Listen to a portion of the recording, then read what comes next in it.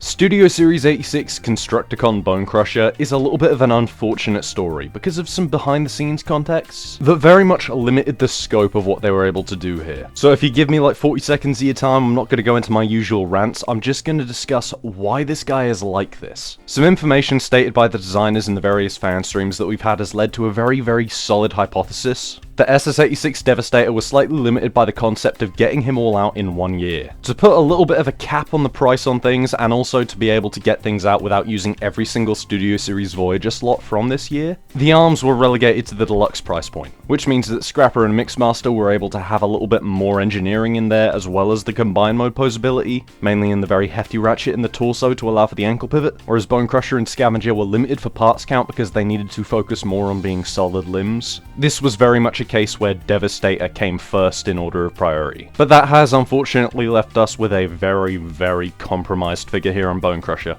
So, let's take a look at him and find out why. The sculpted detail on Bonecrusher is actually pretty good, but the proportions are just so far off base from what they needed to be. If you take a look at just the detail on its own, the only limitation is that it's all on this green plastic, which is a little bit detail devouring. But even then, a lot of this looks really nice. The tread legs are gorgeous. That chest plate with all of the dials and details, even the little bits he has on the arms. And of course, just like all the other Constructicons, the head sculpt's utterly perfect. No, the issues with the look here very much come in how the transformation has affected the build. The length of the legs makes them look a little bit stumpy, the arms are significantly too short, and the torso is just f***ing huge. I mean, Jesus, look at this thing. The shoulders are mounted too far back, so it just accentuates it. It's not a backpack, it is just a huge lunk of chest. It just really bothers me the way that this looks. I think the thing that annoys me most about this is the fact that the torso is this compromised, just so the bucket doesn't rotate with the arm in the combined mode. Like, I get putting Devastator first, but this thing really needed another pass in my books.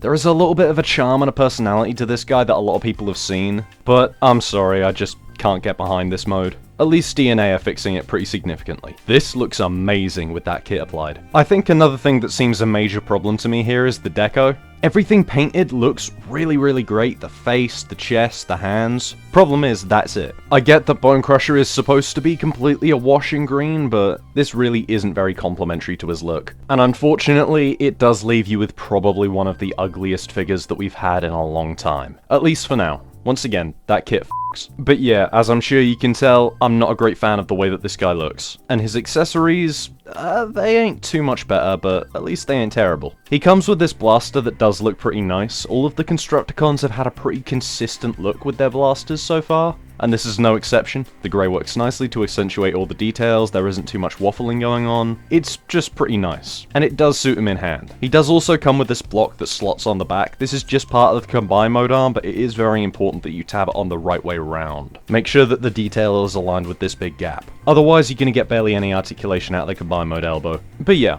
the accessories here work for what they are. But the articulation... yeah, this ain't cutting it. The head is on a ball joint, but there's no clearance on it, so it can just look side to side, but it is on a panel that can look up and down. The shoulders are on ball joints that do allow them to go out and all the way around. The elbows are on ball joints that give him a bicep swivel and an elbow bend. There's nothing at the waist unless you untab all the torso panels, at which point you gain access to a waist swivel and an ab crunch, but you can't really use them very well because of the torso panels, which is just plainly annoying. The hips are on ball joints that allow the legs to kick out pretty well, and they do go forward and back really far. There's dedicated thigh swivels, the knees can bend standardly, but they do snap in when straight, and ratcheted ankle pivots that have 2 detents, which is just not enough in my opinion. I can't lie, the articulation here kind of annoys me. I never have a whole lot of faith in ball joints to last all that long. The hip ones are pretty large and sturdy, I could see them holding up. I'm not 100% sure about the ones in the arms. Everything does feel very solid right now, except for the flaps that the shoulders are on. They don't tab in at all, and it really annoys me. But overall, this guy's held up so far. I just can't get behind the decision to use all these ball joints and have a part of the transformation that cuts off such good waist articulation. The functionality of this guy is just a little bit disappointing, and I really don't feel that it's at the standard that we hold nowadays. The only ones of these ball joints that I could get behind are the elbows because of the way that the figure transforms, and that would be too many parts, much like with long haul. If there were too many things in there, they'd have to engineer multiple hinges and swivels, and that would be a lot more breakable. But the hips and shoulders just rub me the wrong way. I really wish these were universal joints. But I suppose this isn't all 100% bad all the time,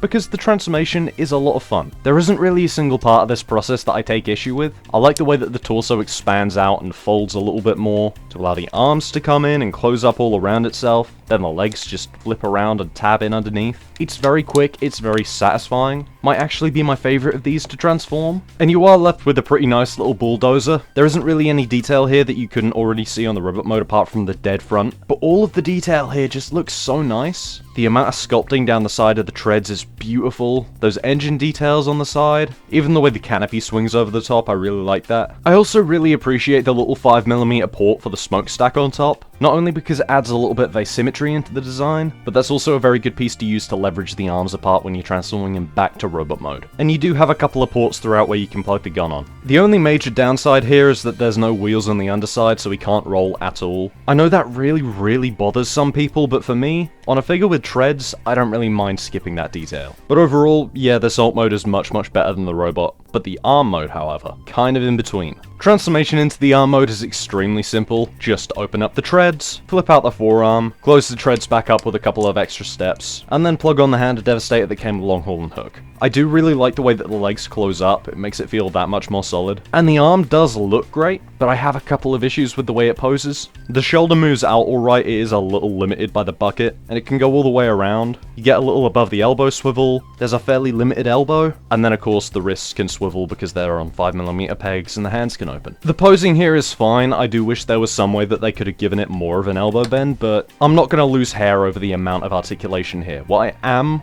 really concerned about is the absolute lack of any ratchet joints. As discussed at the beginning of the video, the deluxe class figures didn't have the budget to add ratchet joints, which makes me very concerned for the longevity of the shoulders. I think the elbows are fine being friction joints, they aren't having to hold that much weight, but the fact that the shoulders already have a little bit of sway to them when they're facing straight down is a very concerning sign. This really needed some kind of detent. But at the very least, the way that it looks when it's snapped onto Devastator is very nice. And it's really solid. I love the way that the connections here are playing out. Overall, every single problem that I have with this figure can lead back to one thing: the deluxe class price point. I really wish this guy had made the jump to Voyager, because I think with the added parts count that you would have gotten with that, we could have had universal shoulders and hips, maybe an extra piece in the transformation to allow for a less blocky chest, and vitally some kind of ratchet joints in the combined mode shoulders. But overall, as it is at the deluxe price point, I'm really disappointed by this thing, and if you just want the individual Constructicons on their own,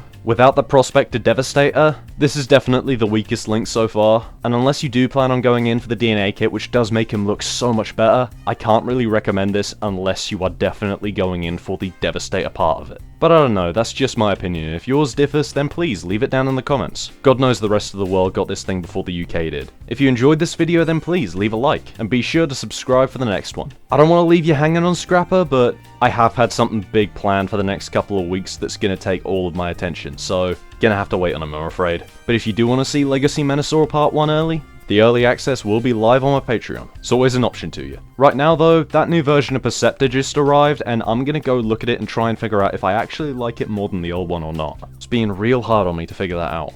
Anyway, ciao.